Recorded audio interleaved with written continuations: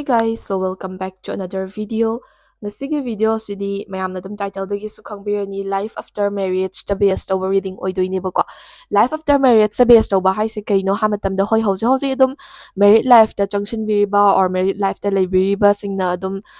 video se yingbir su yai adagi no na married life ta changsin gadabagi khong thangjin gadabagi ngairaga leiba adugumba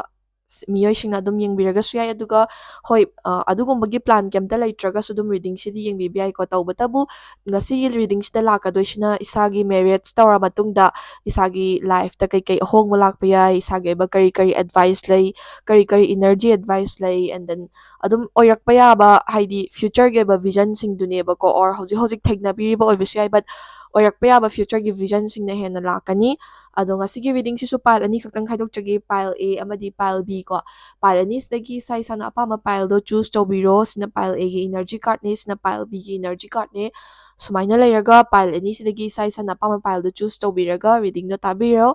ado haursay reading se matam manghandabida aduga general reading oibanina mi khudingmakta personal reading personally resonate tawrakani habdi leite aduna hena personal oina khangbining more personal oiba reading yengbining ba leiragadi aigi Instagram link to description box ta hapcharamge adu Instagram da changaga DM tawbiraga reading slot adum book tawbiraga isagi personal reading lobby bayani ado pile do khanbiro mayam haursay reading se let's get into the video. So ahanbada akhoi pile A ko sigi blue idol figure se natragana sigi blue tarot deck se khanbi chule naw singi damakta life after marriage ta kari kari leige habadu yengdoi ko ado akhoi ahanbada pile A gi damakta hana card se pick tawrse.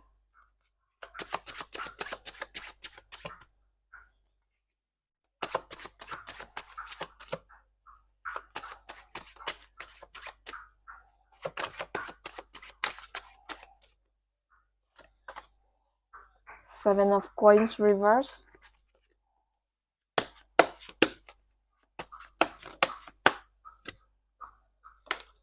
Seven of swords,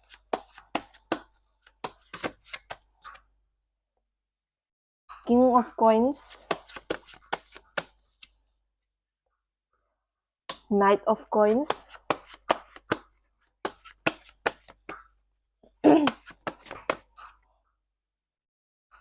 Ace of coins reverse ko. Sumaina main card singse lairama matungda akoi pile A khanbiri bai chile naw singi damakta affirmation card energy card haitare ko adu akoi pick tawrse.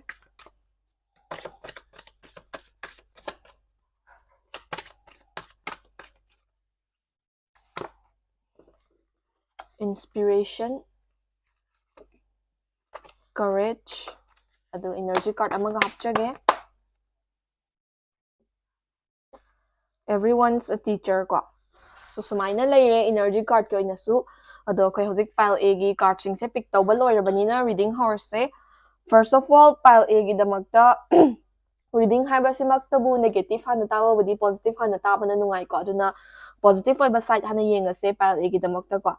King of coins sariba card chitole eba. So sige king of coins sariba card chigi matungina pile A khanbiri ba chili naw sing se isana choose to biriba partner se isaga chanaba isagi wa khangbiba isagi adum mood swings mo or any situation khuding makniyoy sina adum understand to bigadaba amadi isaga dum mot yamna chanaba yamna kai haini wakhal yamna chanaba adagi isagi oiba company phazna pibiba isada time and attention phazna pibiba relationship sina marriage ta convert tawraba matungda sudum isagi damakta still strong oina lepiba haitare ko adumaina yamna chanaba miyoy ama oigani habdi yamna compatible oiba isaga yam chanaba miyoy ama oigadori ba isagi partner se aduna sigi isagi partner siga isaga partner se anyone ko isana marriage tawgadari ba partner do habni ko adum ama hekta oibi hojik khangnari ba oibi or no na lakpa oibi adudi exactly haiba ngamjabat isaga marriage tawrakadori ba misa isaga yamna chanaba oigadori aduduna isana married life ta khong thangjilaba matungda isagi life se dum prosperous oiba happy and settled oiba isagi partner se ga isagi maraktadi yamna peaceful oiba yamna high connectivity oiba adugumba smooth oiba lifestyle ama hingba ngamgani between you and your partner ko isagi partner se ga maraktadi pau phaunaba adagi phazna connection leiba yam compatible oiba isagi maramda phazna khangbiba isabu understand tawbiba amadi prosperous oina life se khumang tawsina changsinba ngamin changsinminaba ngamba adugumba partner amaga isase marriage ta khong thangjinminagani na haibako ꯃꯊꯪꯗ Knight of Coins ꯍꯥꯏꯔꯤꯕ ꯀꯥꯔꯠꯁꯦ ꯊꯣꯛꯂꯛꯑꯦꯕ ꯁꯤꯒꯤ Knight of Coins ꯍꯥꯏꯔꯤꯕ ꯀꯥꯔꯠꯁꯤꯅ ꯏꯁꯥꯒꯤ life after marriage ꯏꯁꯥꯅ follow ꯇꯧꯒꯗꯕ advice ꯈꯔ ꯄꯤꯌꯦꯕꯀꯣ so sigi Knight of Coins hariba card china kai describe tauge ha matamda isaje life after marriage sida peaceful oina changsinge happy and satisfied oina changsinge hai taragadi isaje patience leiba ing tappa darkar oeba haidi hiram ama hektada rush tauba haiba simaktabu kanade impatient oiba haiba simaktabu kanade boko ꯊꯕꯛ ꯈꯨꯗꯤꯡꯃꯛ ꯃꯃꯨꯠ ꯇꯥꯅ ꯇꯞꯅ ꯏꯪꯅ ꯇꯧꯕ ꯑꯗꯒꯤ ꯁꯣꯏꯗꯅꯕ ꯌꯦꯡꯗꯅ ꯇꯧꯕ ꯀꯣ ꯑꯗꯨꯒ ꯃꯤ ꯂꯣꯏꯅꯕ ꯃꯇꯝꯗꯁꯨ ꯍꯩꯅ ꯁꯤꯡꯅ ꯏꯪꯅ ꯇꯞꯅ ꯂꯣꯏꯅꯕ ꯑꯗꯨꯒ ꯏꯁꯥꯒꯤ ꯑꯁꯥꯎꯕꯒꯨꯝꯕꯁꯦ ꯌꯥꯔꯤꯈꯩ ꯐꯥꯊꯅꯕ ꯍꯣꯠꯅꯕ ꯁꯨꯃꯥꯏꯅ ꯄꯦꯁꯦꯟꯁ ꯂꯩꯅ ꯀꯥꯝ ꯑꯣꯏꯅ ꯇꯞꯅ ꯇꯞꯅ ꯊꯕꯛ ꯈꯨꯗꯤꯡꯃꯛ ꯍꯦꯟꯗꯜ ꯇꯧ ꯇꯥꯔꯒꯗꯤ ꯏꯁꯥꯒꯤ ꯉꯁꯥꯏꯒꯤ ꯂꯥꯏꯐꯇ ꯌꯥꯝ ꯄꯤꯁꯐꯨꯜ ꯑꯣꯏꯅ ꯆꯠꯊꯕ ꯉꯝꯒꯅꯤꯕꯀꯣ ꯑꯗꯨ ꯅꯠꯇꯕꯤꯗ ꯏꯁꯥꯁꯦ ꯌꯥꯝ ꯐꯤꯡꯕ ꯍꯥꯊꯨ ꯍꯥꯊꯨꯕ ꯔꯁ ꯇꯧꯕ ꯏꯝꯄꯦꯁꯟ ꯑꯣꯏꯕ ꯉꯥꯏꯉꯝ ꯁꯤꯡꯉꯝꯗꯕ ꯃꯤꯅ ꯇꯧꯕ ꯊꯕꯛ ꯁꯤꯡꯊꯥꯅꯗꯕ ꯁꯤꯒꯨꯝꯕꯁꯦ ꯇꯧꯔꯒꯗꯤ ꯏꯁꯥꯒꯤ ꯇꯨꯡꯒꯤ life after marriage adum isa ithanda adum problem create tawjaba yaeba aduna yamna peaceful oina happy and satisfied oina life after marriage se changsin bige haragadi ing tappa peaceful oiba patience leiba calm oiba thabak khudimak nangnaba su tawba aduduga tapna tapna su dum mapung phana patience leina ko calm oina tawba se yamna darkar oiba ko so sigina positive side leire duga negative haraga su yam ka hena negative oigadawdi nate tawbatabu Seven of Coins hariba card reverse atholebo ko sigi Seven of Coins hariba card reverse na kay describe tawge ha matamda isagi life after marriage haidi isana luhongaba matungda haitare ko ngasagi isagi partner dudadi isagi aningba apamba loinamak phangba or isaga yamna chanaba partner oi kitaragasu isagi imung manung haitare ko haidi isana leirammiba lifestyle duga nupigi oina men oina ko isana lermiba lifestyle duga isana life after marriage ta lakadorba lifestyle duga pura changes lakpagumba isana hana tung koina sangna leirakpa lifestyle duga ko adagi life after marriage ta lakadorba isagi asengba yumda lakadorba lifestyle siga changes or alteration khara leibana maram oiraga isada changes to adapt tawba ngamdabagi khara wabagumba haidi isagi hanagi lifestyle dudagi anoba lifestyle da adapt tawraknaba hotnabada isada khara wabagumba adagi difficulties khara mayoknaba mi singduga tona tinanaba anoba miyoi singduga tona tinanaba hotnabada amadi anoba lifestyle da adapt tawnaba hotnabada isada khara awabadi thengnagani bako tawbatabu miyoi khudimang sigi awabase thengnari ngaktani aduna isana sudum tapna tapna ngasagi peaceful oina calm oina handle taragadi sigi awabase satlauna overcome taraga adapt tawkibadi ngamniba moreover nupagi side ani yekpa matamdasu isana marriage taraba matungda isagi family do hana dawna chapmanana layo habdi yaroi changes khara makhadi dum lakniba adumaina nupagi su changes to adapt tawbada khara awaba khari lakpi yaiba ko adi taragasu wakhal manana hotna minaraga amana ama support tawminaragadi family gi oiba issues khudingmak adum handle taraga tapna ingna chatminaba ngambagi chances su dum leiba ko tawbadabu isa isana expect tawba khudingmak oithokani habadumadi khanbiganu expectation ni wangmada thabak khara adum lakpi yai habasima adum isana aware oraga leibiyo haba advice se card tagi phangeba ko mathangda Seven of Swords hariba card che thol AC Seven of Swords hariba card chi matugina as a family isagi partner amadi isagi kay haini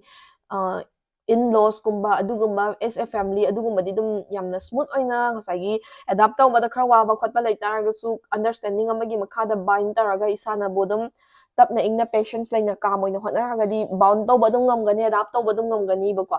tawbadabu ngasagi isagi life after marriage ta isagi nakna nadi leiba mi ko imung manung makti nataba relatives kumba mari mata gumba natragana friends kumba na khara isagi relationship or isagi life after marriage to nungai na leikre habagi mawongda kalakpa khambanba khara yarakadari aduna chak chak adum kai haini wa khara adum tungna ngangnabagumbabu oiro miwa khara ngangsilakpabu oiro influence khari dum lakadawba leiba isagi family da impact pirakadaba or isagi life after marriage da impact pirakadaba ko aduna ngasagi isagi akoibada leiba isagi family makti nataba relatives oibiyai isagi side of relatives oibiyai isagi partner gi side of relatives oibiyai natragana friends oibiyai ko adumaina naknanadi leiba ko aduga family makti nataba miyoi kharana isase life after marriage nungaina leikre chawkhatkre haibagi mongda kalak khamanbagi damakta miwa khara ngangakpagumba or tungda wa khara ngangnabagumba adugumba khardi mayoknarakadawri aduna yarigai family gi oiba issue khudingmakta mi atoppa haidi relatives oiragasu mitopni ko adumaina mitop se yarigai involve tawdanaba outside people influence yarigai changdanaba hotnabiyo haiba advice se kartagi phangeba haidi ꯃꯤꯅ ꯏꯟꯁꯤꯜꯂꯛꯄꯒꯨꯝꯕ or ꯃꯤꯅ ꯉꯥꯡꯅꯔꯛꯄꯒꯨꯝꯕꯗ ꯌꯥꯔꯤꯈꯩ ꯊꯧꯁꯥꯕꯤꯒꯅꯣꯕ ꯏꯁꯥꯒꯤ ꯑꯣꯏꯕ ꯂꯩꯔꯤꯕ ꯀꯅꯦꯛꯁꯟꯗꯨꯗ ꯑꯗꯨꯝ ꯕꯥꯏꯟ ꯇꯧꯔꯒ ꯂꯩꯅꯕ ꯍꯣꯠꯅꯕꯤꯌꯣꯕꯀꯣ ꯃꯊꯪꯗ last but not the least ace of coins ꯍꯥꯏꯔꯤꯕ ꯀꯥꯔꯠꯁꯦ ꯊꯣꯛꯂꯛꯑꯦꯕ ꯁꯤꯒꯤ ace of coins reverse ꯅ ꯀꯩ describe ꯇꯧꯒꯦ ꯍꯥꯏꯕ ꯃꯇꯝꯗ ꯉꯁꯥꯏꯒꯤ ꯏꯁꯥꯒꯤ life after marriage ꯁꯦ ꯍꯧꯔꯛꯄ stages ꯍꯥꯏꯇꯥꯔꯦꯀꯣ ꯏꯁꯥꯅ marriage ꯍꯦꯛ ꯇꯧꯔꯕ ꯃꯇꯨꯡ ꯑꯗꯨꯝ ꯆꯍꯤ 1-2 ꯑꯣꯏꯕ ꯌꯥꯏꯀꯣ ꯏꯁꯥꯅ ꯉꯁꯥꯏꯒꯤ adaptation ꯈꯔ ꯋꯥꯔꯤꯉꯩ ꯃꯇꯝ ꯑꯗꯒꯤ manage ꯇꯧꯕ ꯉꯝꯗ꯭ꯔꯤꯉꯩ ꯃꯇꯝꯗ ꯏꯁꯥꯒꯤ ꯂꯥꯏꯐꯇ ꯑꯗꯨꯝ ꯄꯩꯁꯥ ꯅꯨꯡꯁꯥꯒꯤ ꯑꯣꯏꯕ ꯄ꯭ꯔꯣꯕ꯭ꯂꯦꯝ ꯍꯥꯏꯗꯤ expenditure-ꯒꯨꯝꯕ budget-ꯒꯨꯝꯕꯁꯦ ꯀꯥ ꯍꯦꯟꯅ ꯆꯠꯄꯒꯨꯝꯕ ꯑꯗꯒꯤ ꯂꯥꯏꯐꯁꯦ stable ꯑꯣꯏꯕ ꯉꯝꯗꯕꯒꯨꯝꯕ ꯑꯗꯨꯝ ꯈꯤꯇꯪ balance ꯑꯃ ꯏꯋꯥꯠ ꯋꯥꯠꯂꯒ ꯂꯩꯕꯒꯨꯝꯕ ꯑꯗꯨꯒꯨꯝꯕ ꯈꯔ ꯊꯦꯡꯅꯔꯛꯄ ꯌꯥꯏꯑꯕꯀꯣ ꯇꯧꯕꯇꯕꯨ ꯏꯁꯥꯅ ꯉꯁꯥꯏꯒꯤ patience ꯂꯩꯕ ꯏꯪ ꯇꯞꯄ ꯍꯣꯠꯅꯕ ꯀꯟꯕ ꯏꯃꯨꯡ ꯃꯅꯨꯡ ꯌꯥꯅꯅꯕ ꯆꯠꯄ ꯑꯗꯨꯒꯨꯝꯕꯁꯤꯡꯗꯣ handle ꯇꯧꯕꯤ ꯇꯥꯔꯒꯗꯤ ꯉꯁꯥꯏꯒꯤ instabilityꯁꯤꯡꯗꯣ ꯑꯗꯨꯝ stable ꯑꯣꯏꯔꯛꯑꯒ prosperous ꯑꯣꯏꯅ ꯆꯪꯁꯤꯟꯕ ꯑꯗꯨꯝ ꯉꯝꯃꯛꯀꯅꯤꯕꯀꯣ ꯑꯗꯨꯅ ꯍꯧꯔꯛꯄꯗ ꯈꯤꯇꯪ imbalance ꯑꯣꯏꯕꯒꯤ ꯃꯑꯣꯡꯗ ꯇꯧ ꯇꯥꯔꯒꯁꯨ or ꯈꯤꯇꯪ ꯋꯥꯅ ꯊꯣꯛ ꯇꯥꯔꯒꯁꯨ ꯏꯁꯥꯅ ꯉꯝꯅꯅꯕ ꯃꯤꯉꯣꯟꯗ ꯀꯥꯏꯗꯅꯕꯀꯣ ꯑꯃꯗꯤ ꯏꯁꯥꯅ ꯉꯝꯅꯅꯕ ꯆꯪꯁꯤꯟꯕꯤꯔꯒ ꯍꯣꯠꯅꯕꯤꯔꯒ ꯏꯁꯥꯒꯤ ꯕꯦꯂꯦꯟꯁꯇꯣ ꯃꯦꯟꯇꯦꯟ ꯇꯧꯔꯛꯅꯕ ꯍꯣꯠꯅꯕꯤꯌꯨ ꯁꯣꯏꯗꯅꯃꯛꯀꯤꯁꯨ ꯉꯝꯃꯛꯀꯅꯤ ꯍꯥꯏꯕ ꯑꯦꯗꯚꯥꯏꯁꯁꯦ ꯀꯥꯔꯠꯇꯒꯤ ꯐꯪꯉꯦꯕꯀꯣ ꯃꯊꯪꯗ ꯏꯅꯔꯖꯤ ꯀꯥꯔꯠ ꯈꯔ ꯊꯣꯛꯂꯛꯑꯦ ꯐꯥꯔꯁ ꯑꯣꯐ ꯑꯣꯜ ꯏꯟꯁꯄꯤꯔꯦꯁꯟ ꯀꯣ ꯁꯣ ꯏꯟꯁꯄꯤꯔꯦꯁꯟ ꯍꯥꯏꯔꯤꯕ ꯏꯅꯔꯖꯤ ꯀꯥꯔꯠꯁꯤꯒꯤ ꯃꯇꯨꯡ ꯏꯟꯅ ꯏꯁꯥꯅ ꯂꯥꯏꯐ ꯑꯐꯇꯔ ꯃꯦꯔꯦꯖꯁꯤꯗ ꯈꯣꯡ ꯊꯥꯡꯖꯤꯟꯕ ꯃꯇꯝꯗ ꯍꯥꯏꯕꯗꯤ ꯃꯦꯔꯦꯖ ꯇꯧꯔꯕ ꯃꯇꯨꯡꯗ ꯏꯁꯥꯒꯤ ꯔꯣꯜ ꯃꯣꯗꯦꯜ ꯍꯥꯏꯇꯥꯔꯦꯀꯣ ꯏꯁꯥꯅ ꯃꯤꯒꯤ ꯍꯥꯏꯕꯗꯤ ꯃꯤꯑꯣꯏꯕ ꯍꯥꯏꯕꯁꯤꯃꯛꯇꯕꯨ ꯃꯤꯒꯤ ꯃꯇꯧ ꯇꯝꯅꯤꯡꯕ or ꯃꯤꯅ ꯇꯧꯕ ꯃꯑꯣꯡ ꯃꯇꯧꯗ ꯑꯗꯨꯝ ꯍꯥꯏꯐꯦꯠ ꯀꯣꯄꯤ ꯇꯧꯕ ꯍꯥꯏꯕꯁꯦ ꯍꯧꯅꯁꯥꯅꯦꯕ ꯑꯗꯨꯅ ꯏꯁꯥꯒꯤ ꯔꯣꯜ ꯃꯣꯗꯦꯜ ꯍꯥꯏꯒꯗ꯭ꯔꯥ ꯏꯁꯥꯗ ꯂꯣꯏꯅꯔꯤꯕ ꯃꯤꯕꯨ ꯑꯣꯏꯔꯣ or ꯏꯁꯥꯅ ꯃꯇꯧ ꯇꯝꯅꯤꯡꯕ ꯃꯤꯕꯨ ꯑꯣꯏꯔꯣ ꯁꯤꯒꯨꯝꯕꯁꯦ ꯌꯥꯝꯅ ꯏꯁꯥꯗ ꯏꯟꯁꯄꯤꯔꯦꯁꯟ ꯄꯤꯕ ꯉꯝꯕ ꯍꯥꯏꯕꯗꯤ ꯏꯃꯨꯡ ꯃꯅꯨꯡ ꯐꯖꯅ ꯀꯣꯟꯕ ꯉꯝꯕ or ꯏꯃꯨꯡ ꯃꯅꯨꯡ ꯐꯖꯅ ꯍꯦꯟꯗꯜ ꯇꯧꯕ ꯉꯝꯕ ꯑꯗꯨꯒꯨꯝꯕ ꯃꯤꯗ ꯑꯣꯏꯅ inspirationꯁꯦ ꯊꯝꯕꯤꯌꯣꯕ ꯏꯁꯥꯒꯤ source of inspirationꯁꯦ so that ꯏꯁꯥꯒꯤ ꯐꯦꯃꯤꯂꯤꯗꯁꯨ apply ꯇꯧꯔꯛꯑꯒ ꯐꯦꯃꯤꯂꯤꯗꯣ smooth ꯑꯣꯏꯅ ꯆꯠꯄ ꯉꯝꯅꯅꯕꯀꯣ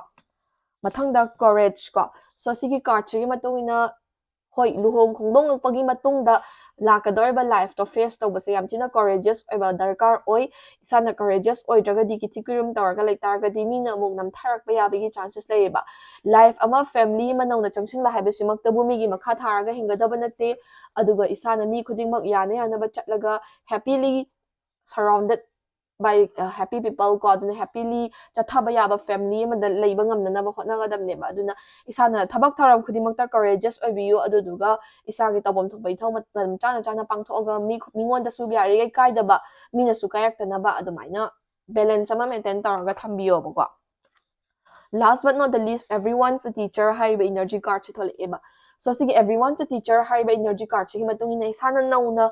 life after marriage ꯈꯣꯡ ꯊꯥꯡꯖꯤꯜꯂꯛꯄ ꯃꯇꯝꯗ ꯏꯁꯥꯗ ꯇꯥꯛꯄꯤ ꯇꯝꯕꯤꯗꯣꯏꯒꯤ or ꯉꯥꯡꯕꯤꯗꯣꯏꯒꯤ ꯇꯥꯛꯄꯤꯗꯣꯏꯒꯤ or ꯋꯥ ꯈꯔ ꯉꯥꯡꯍꯧꯔꯒꯦꯅ ꯂꯩꯕ ꯃꯤꯁꯦ ꯃꯁꯤꯡ ꯋꯥꯠꯂꯣꯏꯕ ꯑꯗꯨꯛꯀꯤ ꯃꯇꯤꯛ ꯌꯥꯝꯅ ꯂꯩꯅꯤꯕ ꯏꯁꯥꯒꯤ ꯑꯀꯣꯏꯕꯗ ꯂꯩꯕ ꯃꯤ ꯈꯨꯗꯤꯡꯃꯛꯅ ꯏꯁꯥꯗ ꯀꯩꯅꯣꯝ ꯅꯠꯇ꯭ꯔꯒꯅ ꯀꯩꯅꯣꯝ ꯑꯗꯨꯝ ꯇꯥꯛꯇꯣꯏꯒꯤ or ꯍꯥꯏꯗꯣꯏꯒꯤ ꯉꯥꯏꯔꯒ ꯂꯩꯕ ꯃꯇꯝꯅꯦꯕꯀꯣ life after marriage ꯆꯪꯁꯤꯜꯂꯛꯄ ꯍꯥꯏꯁꯦ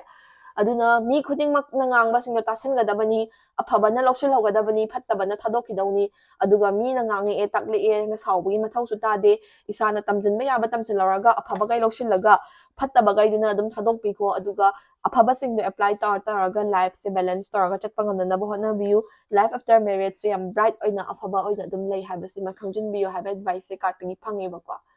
so ꯄꯥꯏꯜ ꯑꯦꯒꯤ ꯑꯣꯏꯕ ꯔꯤꯗꯤꯡ ꯃꯇꯥꯡ ꯁ꯭ꯋꯥꯏꯗ ꯂꯣꯏꯁꯤꯟꯖꯔꯒꯦ ꯁꯤꯗꯒꯤ ꯂꯧꯕ ꯌꯥꯕ ꯑꯦꯗꯚꯥꯏꯁꯁꯤꯡ ꯂꯧꯁꯤꯟꯕꯤꯔꯒ ꯃꯊꯪꯒꯤ ꯔꯤꯗꯤꯡ ꯑꯃꯨꯛ ꯉꯥꯏꯃꯤꯟꯅꯔꯁꯦ Hey guys, so ꯃꯊꯪꯗ ꯑꯩꯈꯣꯏ pile B ꯀꯣ pile B ꯅꯠꯇ꯭ꯔꯒꯅ ꯁꯤꯒꯤ tarot deck or gray idol figure say choose ꯇꯧꯕꯤꯕ ꯏꯆꯤꯜ ꯏꯅꯥꯎꯁꯤꯡꯒꯤꯗꯃꯛꯇ life after marriage ꯇ ꯀꯩ ꯂꯩꯒꯦ ꯍꯥꯏꯕꯗꯣ ꯌꯦꯡꯗꯣꯏꯅꯦ ꯑꯗꯣ ꯑꯩꯈꯣꯏ ꯑꯍꯥꯟꯕꯗ main card ꯁꯦ ꯍꯥꯟꯅ pick ꯇꯧꯔꯁꯦꯀꯣ pile B ꯒꯤꯗꯃꯛꯇ Ace of Cups, Nine of Cups,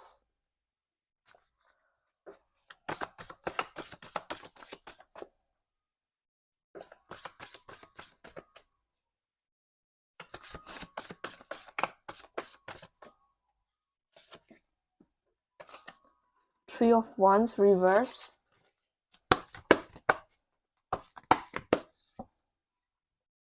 King of Cups,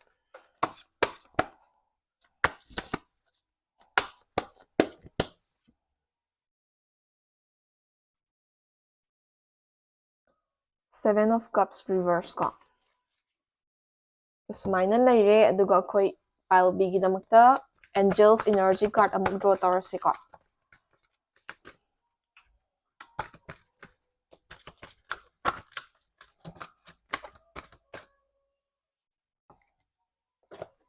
Wait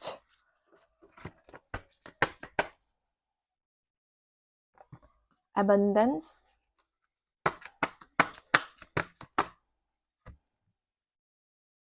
big happy changes ko. So yamna positive oiba yamna bright oiba energy card ngakta ni pile B gi damakta thola ise ko. Ada khoi hojik pile B gi damakta su life after marriage ta kei leige habadu yengese ko.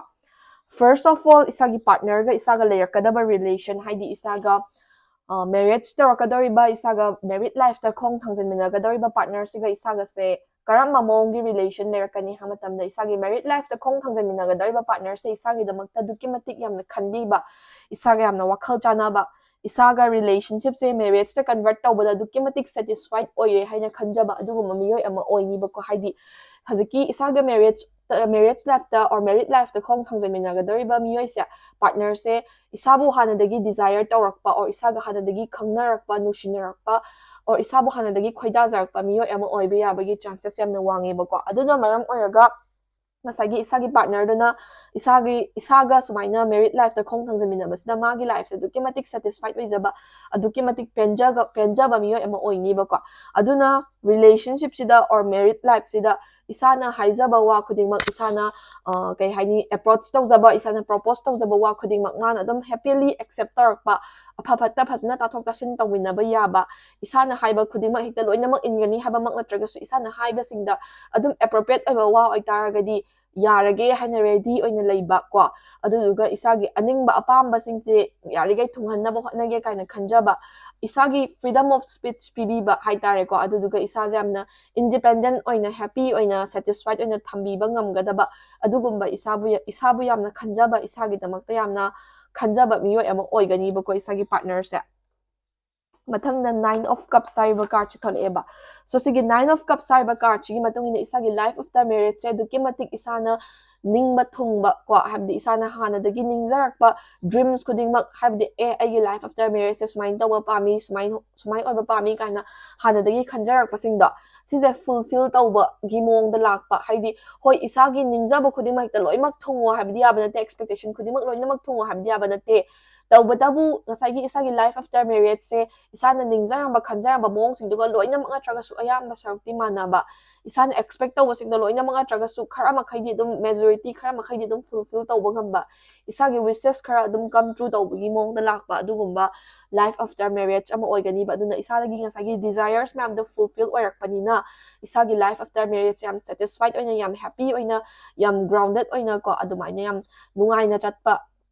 life after marriage oiganiba ko tawbatabu life after marriage yam nungaigani na isagi side tigi kemta honadragadi or isana puk phatragadi hekta nungayo habdi yaba nate ko aduna isagi side tigi su effort thadaba isagi side tigi su honest oiba isagi side tigi su loving oiba caring oiba di darkar leba so that the other side of the family ko haidi isana life after marriage sa sangsingadoriba family or lakadoriba miyoi singduna su isada chapmanaba love and care and happiness return na piraknabagidamagta isagi side tigi su khardi thadaba mathau tayeba adubu life after marriage isana expect tawba singdo adu singdo loinamang atragasu ayamba saruk kharadi dum fulfill tawba isagi life after marriage se happy and satisfied na changsin mangamba adugumba life oini ba kwa makha tarakpada 3 of wands sariba card chi reverse ta thole so sigi 3 of wands sariba card chi reverse na kai describe tawge ha matamda isagi life after marriage sa changsin matamda isagi nauna adapt tarakadoriba family or nauna adapt tarakadoriba miyoi haidi marriage haba semaktabu miyoi ani khaki marakta tawba nate family ani gi marakta bonding sa lakadoine ba aduna ngasagi family ani dugi marakta pau phawna ba khara watpagi ikoi na bogumba or isada nauna adapt tawgadoriba family isagi in-laws isagi adum in-laws da layriba miyoi singduga adapt tawbada pau phawdu phawjin khara watpa khara khawtak chana bogumba ikoi na bagumba adugumba na khara matam khari lawgani ba ngasagi fulfillment do lakna bo khotna bada ko tawbadabu isagi in-law psychiatry isagi life after marriage sa thaignarakadariba isagi family do adudo adum isana kitang approach tawba adagi isana kitang loving and caring nature utpa matamda moina hena response ta aphaba ngakta pirakadaba love and care mayama shower tarakadaba blessings mayama pibirakadaba layeba aduna maram oiraga ngasagi isagi life to happy and satisfied oiba fulfill oiba life ta lakadori neba ko aduna ngasagi marriage tꯧba kuidrigai matamde adapt tꯧbada kitang waba communication kitang gap leiba kitang koinaba adugumba khardi thainarap yai tꯧbadaba adugi situation da dum isana hotnabagi matungina ko return phasna laaga yam thuna dum resolve tawgidauba yam thuna dum happy and satisfied eba lives da adapt tawgidawbagi mong khara dum uwa phangeba ko mathangda king of cups sariba card che thole a sida sigi card china isagi damakta life after marriage ta kai describe tawge hamatamda isana married life ta khong thangjilakpa matam isagi life after marriage sida kwa isana tawbok thabak khuding mukta isagi partner dagi dum full support phangani ba if the thabak is reasonable ko haidi isana pangthoke khaliba thabak or isana tawge khaliba thabak tuna aphaba or isagi damukta chawkhatkadaba imung manungi damukta chawkhatkadaba aphaba or isagi damakta kanagadaba reasonable oiba thabak oitaragadi isagi partner na isagi damakta strongly full support ta lepi ba ko nakan namaramda isagi partner kakiwana tana isagi in-laws isagi adum adapt tawgadoriba nangna changchingadoriba family adugi miyai singna so isana tawba thabak khudingmakta aphaba kanagadaba or mahai chagadaba or isagi damakta phagadaba buaraga su ko adumaya thabak ama hekta tawgen haiba matamda kairoidaba thabak oitaragadi full support adum pirakani ba amadi isagi family plus isagi partner kagi marakta isaga tapna tapna phasna good bondings mayam lakani adagi hoi imung manung haibasimaktabu nong phadok marai yetnaba saunaba khatnaba adugumdi lakpiyai adu taraga su any conflict tholapa matamda phasna dum resolve taraga ko smooth oina happy oina satisfied oina yamna closely bonded taraga ko yamna phasna bonding taraga changchiminaba yaba adugumba connection emotional connection yam tight oigadaba mawong khara uiba dana isagi life after marriage se adum emotional side amana su bind tawba aduga yamna dum isagi understanding oiba family ma phangjaba isagi understanding oiba partner ma phangjaba yabagi mami dum chawna tayeba ko last but not the least seven of cups saiba card reverse ta thole eba so sigi seven of cups saiba card reverse nang kai describe tawge hamatamda isagi life after marriage da isada achaw arangi kitang kai haini temperance pirkpa or isada distraction lakpa haidi nasagi imung manung peaceful oina lairambado achaw orang khara pamakpadagi haitare ko isada gasagi distraction khara lakpadagi or temptation khara lakpadagi isagi wakal change tongnaba temptation khara lakpa or diversion khara lakpa yabagi chances layeba life after marriage sida ko haidi sada some big opportunities khara pishallaga isagi family gi bonding tugaina bo hotna pagumba or isagi leijariba peaceful life to kay haini distraction karana materialistic distraction haidi pishanung sa oi biyay chawrang oi biyay materialistic distraction karana asagi smooth bonding no tugaina bo hotna pagumba adugumba khara negative influence khara life ta lakpiyay bo ko aduna yari ge isana kara miram chawbagumba sigumba si yari ge tawbiganu paishanung sa or arsaw arangda yam ka hena lupaga isagi smooth bonding do tugaina bagi maram oidana ba isana chakshana leibiyu haibe advice ma kartagi phange ba ko so energy card khara thole a energy card singsina first of all wet hariba angels card se ko sina kai describe tawge hamatam da ngasai gi imung manung do smooth oina adapt tawrk na ba hotna ba imung manung do da phasna changshin na ba hotna ba da communication gum khara wat padagi matam khara changba yai haidana ko aduna adumaina matam changba bonding tawrk na ba hotna ba da isagi side tagi su effort changba khotpa da adugum do dum chokthaba laitana ngai biyu patience leibiyu khangba kanbiyu ngaiba kanbiyu madi hotna ba su lepi ganu aduga isagi hotna zamandugi mahido abundant and big happy changes on lakani ba ko abundance and big happy changes on lakani habdi kay na hamadam de isana nga sagi adumaina bonding tork na ba or isagi saitigi aphaba or na ba isana suhot na ba plus ngai ba adu singdo na maram oraga isagi life after marriage se abundant oina chaba thakpa wa tabida harau ta yamna nungai na changshin ba amadi big happy changes haidi nga sagi lerami ba mong dudagi kay hani adaptable wa ba khotpa adumaina lerami ba mong dudagi yamna nungai ba happy ba chances haidi imung manung bonding phasna leidana emotional attachment phasna leidana supportive oiminaraga yam smooth oina changchimina ba yaba abundant and happy oiba lifestyle amana changchiminar pa yabagi chances chawna leiba aduna isagi life after marriage aphaba na dum bound taweba ko aduna ngasagi isagi matam khara changbado aphabado erakna matam khara changbado adudo khangba kanbiyu ngaiba kanbiyu patience leibiyu plus hotna ba lepiganu haiba advice kartagi phangine ba ko so palbigi oina su life after marriage ki reading se matang soida loisinjarage sidagi lawba yaba general advice motion birga mathangi reading amungai minarase ngasiga na di video se matang soida loisinjarage thank you for watching